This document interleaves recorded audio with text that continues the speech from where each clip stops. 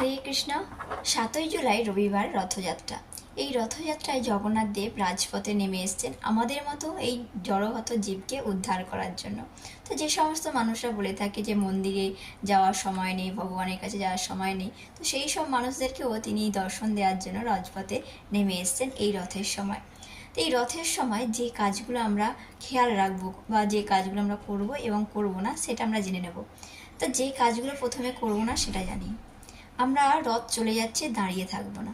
রথযাত্রার সময় আমরা কোনো সমালোচনা করব না, জগন্নাথের উচ্চস্বরে কীর্তন করব আর রথের ধরে ধরে একটু করে টেনে টেনে নিয়ে যাব।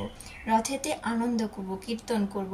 আর অনেকেই কি করে ফল নিয়ে যায়, সেই ফল কখনো ছুঁড়ে দেবেন না, বা পয়সা ছুঁড়ে দেয় রথে, বা ফুল ছুঁড়ে দেয়।